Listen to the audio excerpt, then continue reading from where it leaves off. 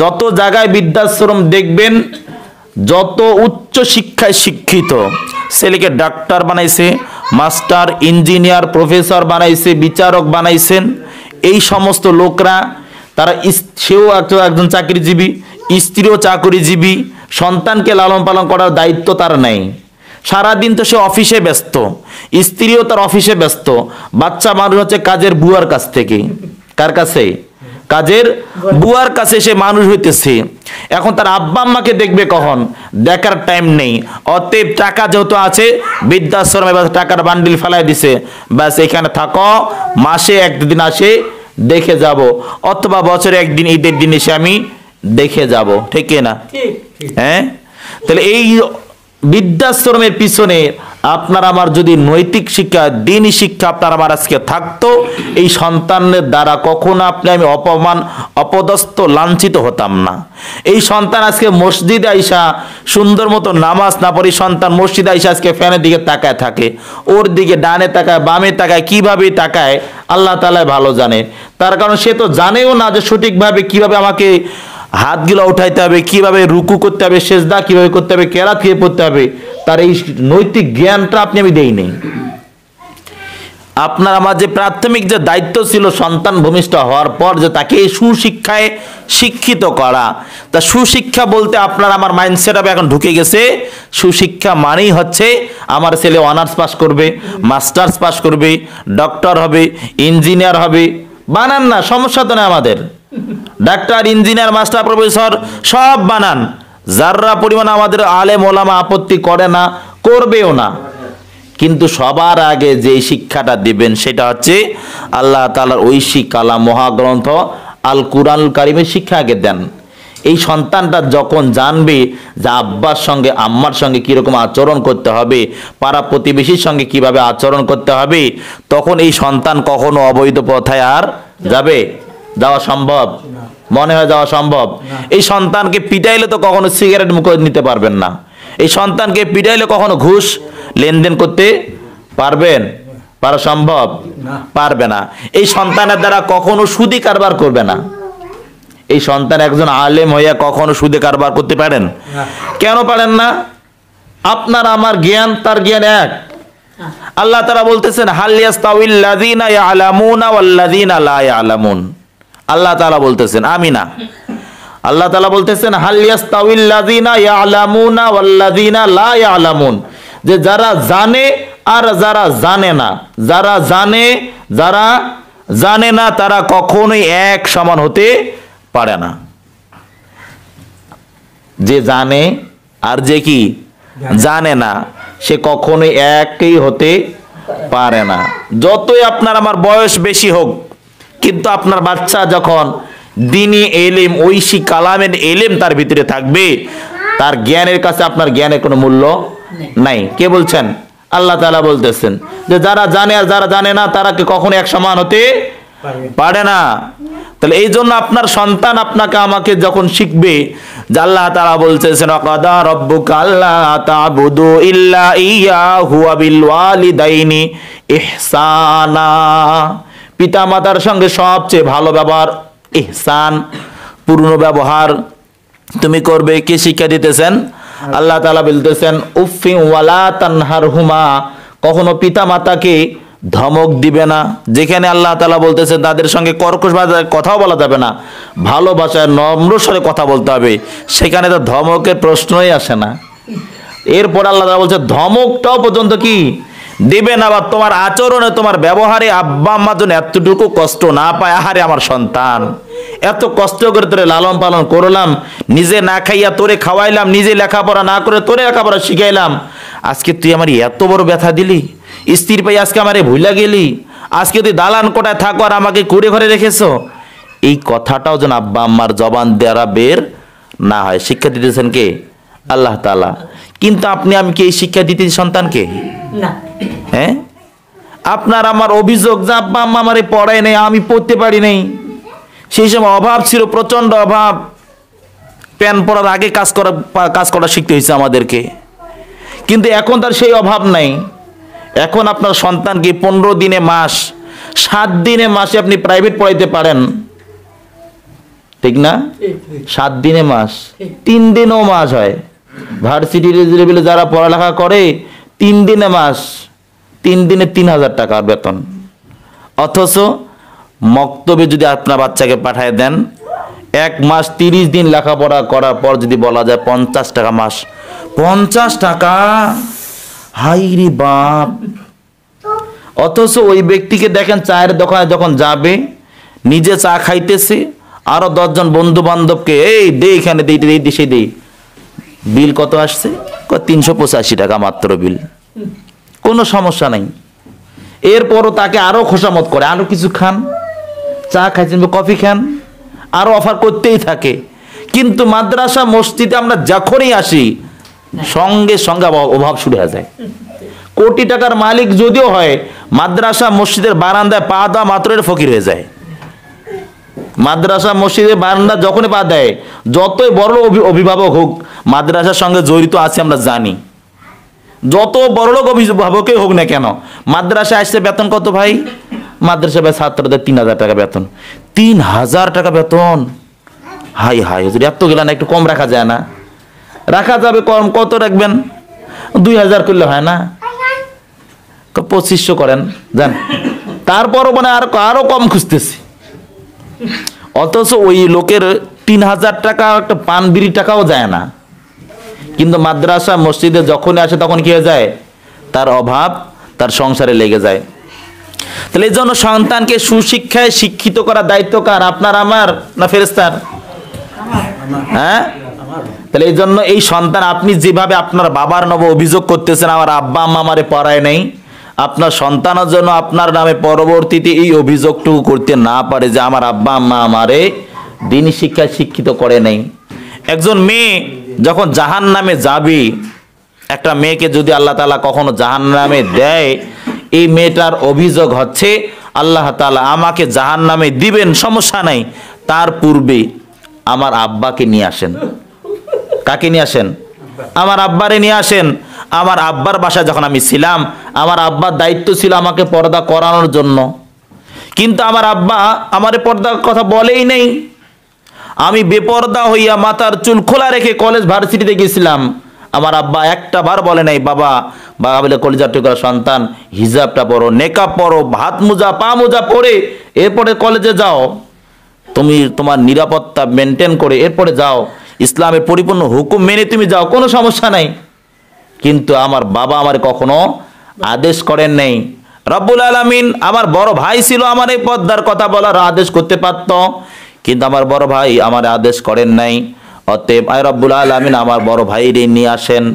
এরপরে বিয়ের পরে স্বামীর বাসায় চলে গেছিলাম, আমার স্বামীর দায়িত্ব ছিল আমারে পর্দা করানোর জন্য, কিন্তু আমার স্বামী আমারে পর্দার কথা বলেন নাই। আমার স্বামী আমারে বেপর্দায় চলাফেরা করাইছিল, বেপর্দায় আমার আত্মীয় স্বজনকে আমি খাওয়াইছি দাওয়াইছি, সমস্ত সংসারে কাজ কাম করেছি।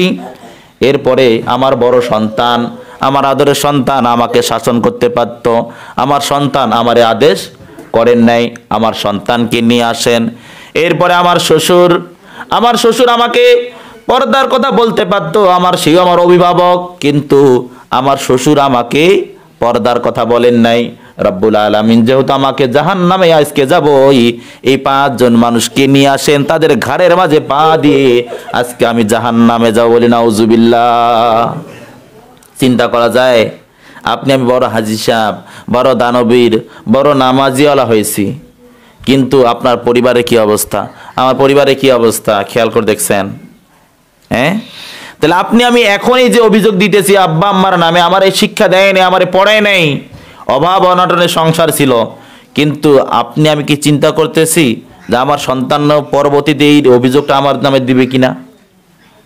হ্যাঁ, নামাজ পড়তে আসছে, কিন্তু আপনার সন্তান নামাজের হুকুমটা কি, কিভাবে নামাজ পড়তে জানেই না।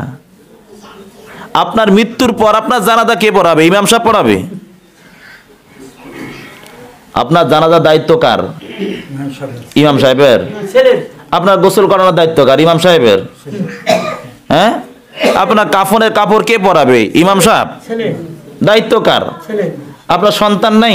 আপনি তো একজন সন্তান, দায়িত্ব তো আপনার ছিল। আমরা 3 ভাই, আমার সবচেয়ে 5 ভাই, সরি, সবচেয়ে বড় ভাই সেও হুজুর, আলহামদুলিল্লাহ সেও হাফেজ হয়েছে। আমার আব্বাজান 2003 সালে মারা গেছেন। 3 সালের 9 রমজান সারাদিন রোজা রাখার পর তারাবির নামাজ পড়ে জানামাজে বসা অবস্থা আল্লাহ তাআলা নিয়ে গেছেন। তো যখন জানাজা হবে, জানাজার অনুষ্ঠানে মাদ্রাসার হুজুর আইছেন, আমার বড় ভাইয়ের হুজুর, বা সেই সময় আমি মক্তব পড়তাম, আমারও হুজুর আইছে জানাজা দাঁড়াবে। ইমাম সাহেব আসছে, ইমাম সাহেব আসবে, দাঁড়াবে যে জানা যায়। এখন বলেন ওখানে কারো টাইম আছে? না। এই জানাজায় কোনো হুজুরের সামনে দাঁড়ানোর সাহস আছে? হ্যাঁ আছে? কেন নাই? তার একজন যোগ্য সন্তান আছে। তার কি আছে? একজন যোগ্য সন্তান আছে। বাবার কথা বললেই কলিজা কেঁপে ওঠে, তাই কিনা? বাবার কথা বললেই কলিজা কেঁপে ওঠে, আমার দিল ফেটে কান্না আসবে, আহারে আমার বাবা চলে গেছে, কিয়ামতের আগ দিন পর্যন্ত আমার বাবা আর কখনোই আসবে না। এই সন্তান যখন হাত তুলে বলবে রব্বির হামহুমা কামা রব্বায়ানি সগীরা, আয় আল্লাহ তাআলা আমার আব্বা আম্মা আমাকে শৈশবকালে যেইভাবে ছোট্টবেলায় স্নেহের কোলে লালন পালন করেছে, আয় আমার রব তুমি আমার আব্বা আম্মাকে সেইভাবে তোমার রহমতের কোলে লালন পালন করো। বলেন এই সন্তানের দোয়া আর আপনার আমার দোয়া এক সমান হবে? হ্যাঁ, এক সমান কিয়ামতের একদিন পর্যন্ত হতে পারে না। সে একদম মারা গেছে, এই এলাকার মানুষ বলে কি, ও বয়স হয়ে গেছে অনেক, মারা গেছে। কিন্তু সন্তানের কাছে আমার বাবা 100 বছর 200 বছর হোক না, সমস্যা নাই, আমার বাবা বিছানায় পড়ে থাক, তারপর আমার বাবা আছে। বাবা কি আছে? আমার বাবা আছে, পড়ে থাক, বিছানায় পড়ে থাক, সমস্যা নেই। কিন্তু এলাকার মানুষ কি বলে, বাবা বয়স হয়ে গেছে, অসুস্থ, আমার মারা গেছে, যাক। মানে এর কোন একটা ফিলিংস নেই, কোন একটা ফিলিংস আছে এর ভিতরে, কোন অনুতপ্ত অনুশোচনা বোধ আছে না, এই বয়স হয়ে গেছে, মারা গেছে। কিন্তু ওই সন্তানটাকে জিজ্ঞান যে কি অবস্থা আপনার আব্বার, কলিজা ফেটে কান্না বেরিয়ে আসবে। তাহলে আপনার সন্তান যখন জানাজা দাঁড়াবে, তখন আপনার সন্তানটা তো আল্লাহু আকবার বলাটা তার জবান দ্বারা মুশকিল হয়ে আসবে।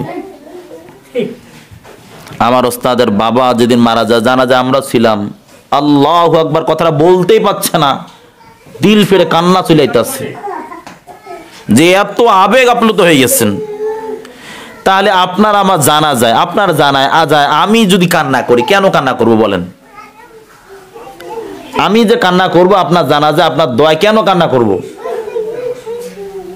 আপনার প্রতি আমার কি একটা মহব্বত আছে, সামথিং একটা মহব্বতে আপনার সন্তানের কষ্ট দেখে আমার চোখে একটু পানি আসতে পারে, অথবা আমার গুনাহের কথা স্মরণ করে, আমার আব্বা আম্মার কথা স্মরণ করে আমার চোখ দ্বারা কি পানি আসতে পারে। কিন্তু আপনার জন্য আমি কান্না করব কোন দুঃখে বলেন? কথা বুঝতে পারছেন? মাইন্ড করিয়েন না।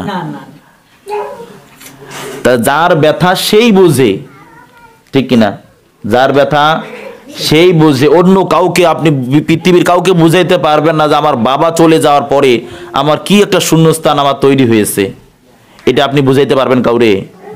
মিষ্টি কি জিনিস এটা কাউকে বলে বোঝানো সম্ভব না, যে এই মিষ্টিটা এইরকম ভাই, সেই রকম কোনো ভাষায় তো নেই। মিষ্টি তো মিষ্টি ভাই, সেই রকম দেখতে, সেই রকম ওই রকম দেখতে, এতটুকু বলা যায়। যে আমি একটা ফুল দেখলাম, ফুলটা অসাধারণ, সেই রকম একদম দেখতে, মানে এর মধ্যে পৃথিবীতে আর কিচ্ছু নেই। এর থেকে আর কঠিন কোনো ভাষা আছে এটাকে বোঝানোর মতন? যতক্ষণ আপনি মুখে না দিবেন ততক্ষণ এর স্বাদটা আপনি নিজেই উপলব্ধি করা সম্ভব। কথা বোঝে না? সম্ভব না। আপনার বাবার মৃত্যুর পর আপনার কলিজা কিরকম ফেটে কান্না বের হবে, এটা আপনি ছাড়া দ্বিতীয় কেউ আর বলতে পারবে না।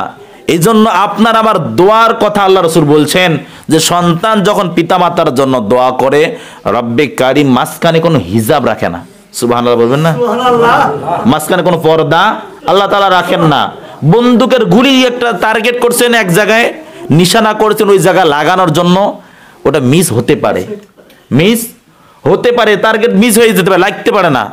কিন্তু সন্তান যদি আব্বা আম্মার জন্য দোয়া করে, আব্বা আম্মা যদি সন্তানের জন্য দোয়া করে, এই দোয়া আল্লাহ তাআলা ফিরিয়ে দেয় না। একটা আসতে পারে সুবহানাল্লাহ।